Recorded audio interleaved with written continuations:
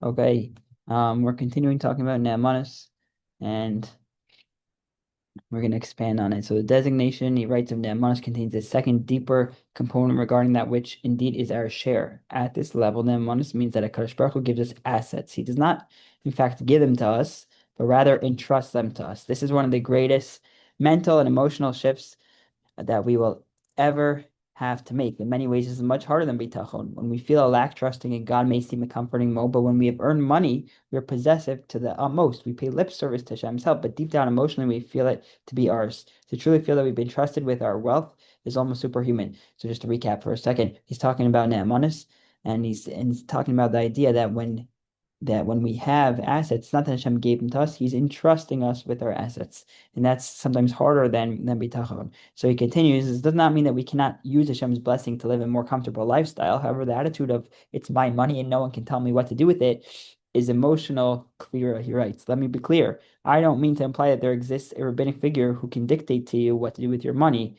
The burden is on you. You must face Hashem in anticipation of Yom Adin, when you will indeed face Him. At that time, you'll need to acknowledge that you recognize that the assets that came your way were His, not yours, and that your use of them reflected that acknowledgement. That is a very sharp paragraph that he writes. This challenge does not apply only to the person who is blessed with material wealth. Even a person with non-material possessions is accountable. Someone who is knowledgeable, whose personality comforts others, whose participation in a project makes it successful, or who possesses any other human asset will be asked to account for the use of the gifts with which he was entrusted.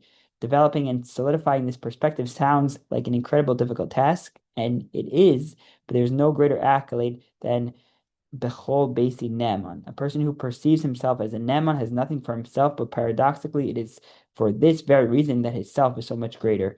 He is Hashem's trustee.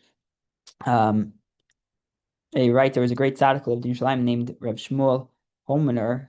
He wrote an extraordinary set of svarim called Eved HaMelech, in which he lists all practical halachos that one can and needs to derive from the Tanakh.